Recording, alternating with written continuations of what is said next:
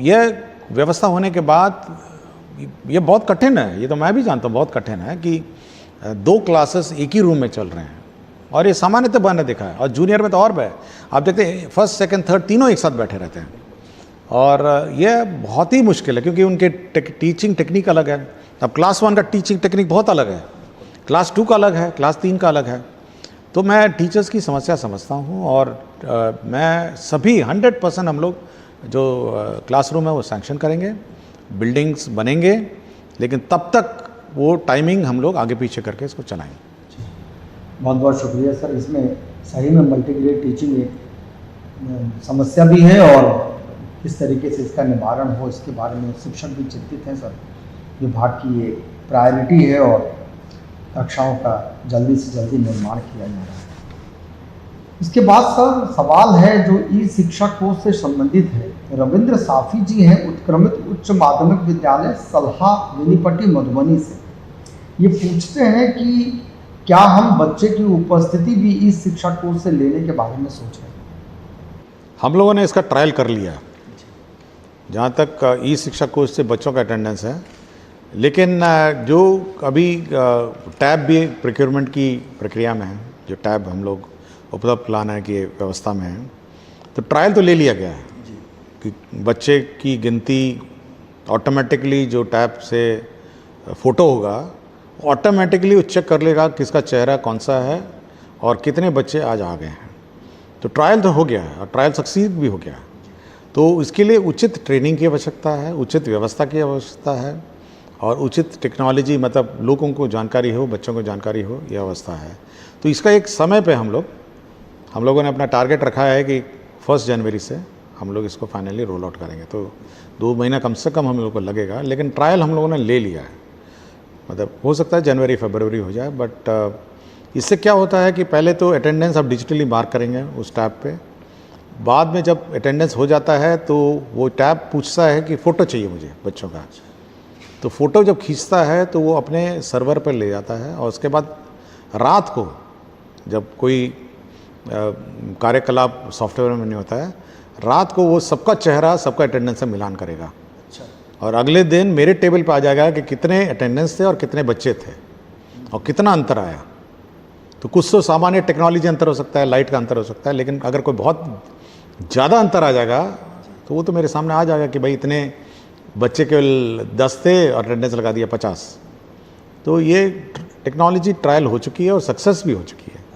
अब ये प्रशिक्षण और बहुत हेवी ट्रेनिंग की आवश्यकता है, तो हम लोग ट्रेनिंग के बाद ही इसको लागू करेंगे। ये बहुत अच्छा होगा सर। इससे मुझे लगता है कि बच्चों के विद्यालय आने की जो रफ्तार वो बढ़ेगी भी, और बच्चे सीख भी ज़्यादा। ये इमीडिएटली पता चल जाएगा कौन बच्चा एब्सेंट रहता है और रेगुलरली रहता है। तो हम उसको अप्रोच कर अभी अप्रोच कर पाएंगे, उसको पकड़ के लाएंगे कि भाई, समझा के लाएंगे कि भाई स्कूल आई है, तो इमीडिएटली पकड़ा जाएगा। मतलब उसमें आपको किसी से पूछना भी नहीं है कि आज कौन सा बच्चा आया, कौन सा बच्चा नहीं आया, वो आपके फेस रिकग्निशन सॉफ्टवेयर बता देगा। ये बहुत अच्छा होगा सर। इसके बाद सर एक जनरली एक्सेस से रिलेटेड है कि क्यों हमारे सरकारी विद्यालयों में बच्चे कम नामांकित होते हैं। ललन कुमार उत्क्रमित मध्य विद्यालय बसावनपट्टी राघोपुर सुपौल से हैं। ये पूछते हैं कि एक सक्रिय व्यवस्था और मेहनती शिक्षकों के होते हुए भी सरकारी विद्यालयों में आम जनों का विश्वास कम क्यों हो रहा है सर? इसकी क्या? देखिए बसंत जी, मैं एक विद्यालय गया था, उर्दू माध्यमिक विद्यालय बाराचट्टी में थी, और बहुत बड़ा कैंपस था। मतलब हमको लगता है कि करीब 2.5-3 एकड़ का कैंपस था, बिल्डिंगें भी थी, सब था, और मिड डे मील भी था वहाँ पे। लेकिन बगल में दीवार के किनारे एक तो स्कूल, प्राइवेट स्कूल खड़ा हुआ था, और उस स्कूल का निरीक्षण किया। हमारे बच्चे जो थे चौक में मिले, मतलब जो जीटी रोड के सड़क पे हमको मिले बच्चे, और 10 बजे का समय था, 10 सवा 10 बजे। मैं पूछा भी बच्चों से कि भाई 10 बजे तो स्कूल नहीं है। आराम से चलते हुए आ रहे थे, 2-3 लड़कियां थी, चलती हुए आ रही थी। और जब हम स्कूल के अंदर घुसे तो पूरी, मतलब इंफ्रास्ट्रक्चर वाइज सब कुछ था, कंप्यूटर भी था, क्लासरूम भी थे, सब कुछ था, बेंच था, डेस्क था, और टीचर भी फुल थे। मतलब टीचर की संख्या एक भी एब्सेंट नहीं था टीचर, और अच्छे टीचर थे। मतलब बहुत पढ़े लिखे टीचर भी थे और वेल टू डू टीचर, मतलब अच्छे टीचर थे। कोई टीचर में त्रुटि नहीं थी, इंफ्रास्ट्रक्चर में त्रुटि नहीं थी, बेंच डेस्क में त्रुटि नहीं थी। लेकिन बगल वाला प्राइवेट स्कूल है वो बिल्कुल भरा हुआ था, बिल्कुल। मतलब जब मैं उस किनारे बाउंड्री पे गया तो बिल्कुल खचाखच आवाज़ आ रही थी। मैं जानबूझ के गया नहीं अंदर, लेकिन मुझे लगा कि इससे कम से कम 3 गुना बच्चे उधर हैं। और मल्टी स्टोरी बिल्डिंग थी, 1 floor, 2nd floor, 3rd floor, मतलब भरा हुआ है। ऐसा लग रहा है जैसे बच्चों को मतलब ठूस ठूस के इसके प्राइवेट में भरा गया है। तो ये मानसिकता जो है ना, ये सामाजिक मानसिकता है। एक तो पेरेंट्स को गवर्नमेंट स्कूल को सीरियसली लेना चाहिए। जैसा बोला ना, अभिभावक अपना आते नहीं हैं, तो प्राइवेट स्कूल में अभिभावक नहीं आएगा तो बच्चों को निकाल देगा वो। तो अगर पेरेंट टीचर मीटिंग में अभिभावक नहीं जाएंगे तो आप समझ सकते हैं कि प्राइवेट स्कूल क्या करता है। और अगर प्राइवेट स्कूल में अगर यूनिफॉर्म के बिना जाएंगे तब क्या करेगा? घुसने नहीं देगा, बाहर खड़ा कर देगा बाउंड्री के बाहर। और प्राइवेट स्कूल में अगर बच्चा अपनी नोटबुक नहीं लेकर आएगा, होमवर्क नहीं करके आएगा, देखिए क्या होता है। तो ये पेरेंट्स को भी देखना है कि शिक्षा मुफ्त है, लेकिन इसका मतलब नहीं है कि ये मुफ्त शिक्षा किसी भी स्तर पर जो पेड शिक्षा है, जिसको प्राइवेट शिक्षा है, उससे कम है। हम यूनिफॉर्म के लिए पैसे भी देते हैं आपको, हम खाना भी मिड डे मील खिलाते हैं, सारी किताबें भी देते हैं, बैग, पेंसिल, नोटबुक तक देते हैं हम। प्राइवेट स्कूल में तो सब आपका पैसा लगता है। तो किसी भी, देखिए, अभिभावक को भी समझना चाहिए कि ये बहुत सीरियस पढ़ाई हो रही है और सरकार इस शिक्षा व्यवस्था के प्रति बहुत सीरियस है। कोई कैजुअल पढ़ाई नहीं हो रही है। मैं देखता हूँ बहुत सीरियसली पढ़ाई होती है। और परीक्षा तो बिहार बोर्ड को ही लेना है, वो बच्चे यहीं से अपेयर। हाँ, अब केवल एवरीडे मतलब good morning good evening English में बोल के, टाई पहन के और मतलब प्राइवेट यूनिफॉर्म पहनने से थोड़ा ना शिक्षा हो जाती है। मतलब अगर यही समझ है तब तो बड़ा चिंता का विषय है। तो सरकारी टीचिंग को पेरेंट्स, समाज, सभी लोगों को बहुत सीरियसली लेना चाहिए। और जब तक सब लोग नहीं लगेंगे, सब लोग, देखिए सामाजिक व्यवस्था है। मैं तो कभी कभी पूछता हूँ कि कभी यूट्यूबर मैंने देखा ऐसे घुस जाते हैं, टीचरों का प्रश्न पूछने लग देते हैं, क्लास चल रही है बच्चों का पूछने। मैं कभी कभी पूछता हूँ कि कभी प्राइवेट स्कूल में ट्राई किया यही बात? प्राइवेट स्कूल में गए और घुस जाइए प्राइवेट स्कूल में और किसी प्राइवेट टीचर से पूछ के देखिए, उन्होंने तो एग्जाम पास किए हैं वो लोग। तो सी उसकी तो परीक्षा भी नहीं होती है ना। यहाँ तो बीपीएससी लिखा है, अपना ये जो सक्षमता परीक्षा सब लिख के आए हैं। यहाँ तो they have qualified an exam. तो आप ट्राई वहाँ करिए ना। तो आप इस व्यवस्था को सीरियस लेना चाहिए, and everybody should take it. मैं तो कहता हूँ पत्रकार को भी इसको सीरियसली लेना चाहिए। हम सुझाव लेने के लिए बहुत ओपन है, हम तो आज सुझाव ले ही रहे हैं आपसे। लेकिन इस व्यवस्था, शिक्षा व्यवस्था बहुत सीरियसली लिया जाए, पेरेंट्स सीरियसली लिया जाए। बच्चा अगर 9 बजे से पहले स्कूल नहीं जाए तो उसको डांटना चाहिए कि क्यों नहीं तुम स्कूल जा रहे हो, तुम्हारा तो 9 बजे स्कूल है। अब आराम से लड़कियां जा रही हैं 10 बजे, चौक में मिली, आराम से जा रही है, कोई अर्जेंसी नहीं, मतलब आराम से जा रही है। जैसे ऐसा लगता है जैसे कि मतलब हेड मास्टर जी अपना एक्सेप्ट कर ही लेंगे। अब लोग सोचता है कि सरकार चला रही है तो कैसे नहीं लेगा बच्चा, 11 बजे आएगा तो बच्चा क्यों नहीं क्लास में बैठेगा। ट्राई करिए ना, यही चीज़ ट्राई करिए प्राइवेट स्कूल में। हम लोग उस व्यवस्था नहीं लागू करना चाहते हैं, पनिशमेंट की व्यवस्था, कॉर्पोरल पनिशमेंट की व्यवस्था। हम लोग चाहते हैं कि समाज कोऑपरेट करे, सब लोग कोऑपरेट करें। अब वो कहता है कि बस से, दुनिया भर से बस से इकट्ठा करके लाता है, और दूर दूर से पता नहीं कहाँ से। हमको बोला, बाराचट्टी का स्कूल था, NHGT रोड पे था, बोला दूर दूर से आता है, पूरा ठूस के भर देता है स्कूल को। भाई हम तो हर गांव में, हर पंचायत में हम लोग स्कूल खोले हैं भाई, हम तो आपके बगल में खोले हुए हैं। तो ये मेरा थोड़ा है कि समाज का मानसिकता बदलना चाहिए, तब ये। और सरकार बहुत सीरियस है एजुकेशन में, सरकार बहुत सीरियस है। 20% बजट सरकार का पता ही शिक्षा में जाता है, 20%, 100 रुपये में 20 रुपये सरकार जो खर्चा करती है शिक्षा में जाता है, इससे ज़्यादा क्या खर्चा करेगी।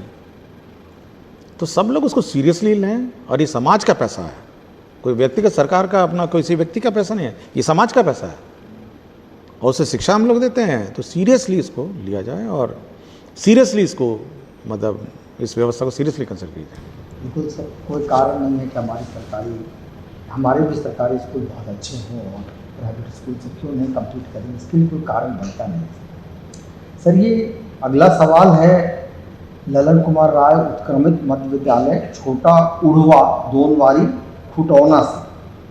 सर ये बेसिकली प्रशिक्षण से संबंधित सवाल है इनका कि क्या 6 दिवसीय प्रशिक्षण की जगह पर 3 दिवसीय गुणवत्तापूर्ण प्रशिक्षण हम शिक्षकों के लिए आयोजित कराया जा सकता है तथा प्रशिक्षण की गुणवत्ता का फीडबैक हम शिक्षकों से भी लिया जाए।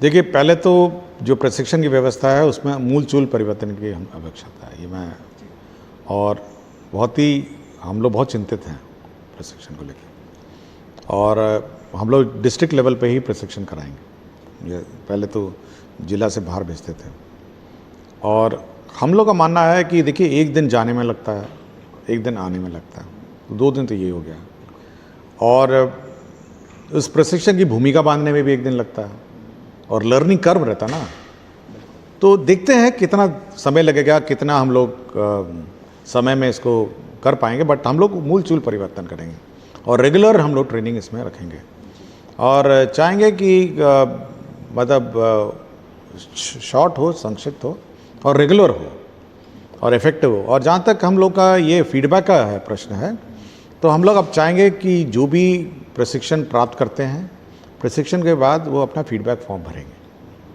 कि क्या उन्होंने शिक्षा लिया नहीं लिया। और साथ ही साथ हम लोगों ने जो टीचर्स हैं, जो हमारे टीचर्स ट्रेनिंग कॉलेज के टीचर्स हैं, उनको भी हम लोग कुछ स्कूल अटैच कर रहे हैं, ताकि यह भी देखेंगे जो आप पढ़ाए हैं टीचर को, वास्तव में जो पढ़ाई है वो वहाँ इम्प्लीमेंट टीचरों ने किया नहीं किया। तो कुछ स्कूल्स हम लोग टेस्ट बेसिस में अटैच करेंगे, ताकि वो लोग देख के आएँ कि उनका जो टीचिंग है वो सही दिशा में जा रहा है या पढ़ा कुछ रहे हैं और हो कुछ रहा है। बहुत बहुत शुक्रिया सर। ये एक सवाल है सर शशिकांत कुमार NPS कांटी टोला भवन गामा खगड़िया से। सर ये पूछते हैं कि विभाग के पास शिक्षा सेवक का कैडर है, उपलब्ध है, क्या इनके कार्य और दायित्वों से संबंधित कोई दिशा निर्देश उपलब्ध है?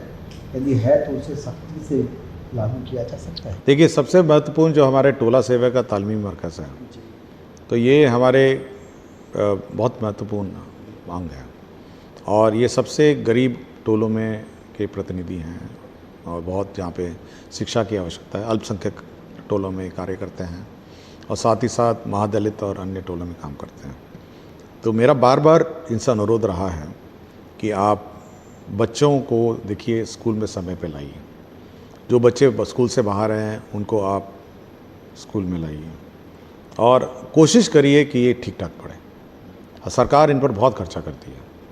ये शिक्षा के टीचर के व्यवस्था से आप बाहर के लोग हैं, जो अगर कोशिश करेंगे तो महादलित टोलों के, अल्पसंख्यक के बच्चे 100% पढ़ लेंगे।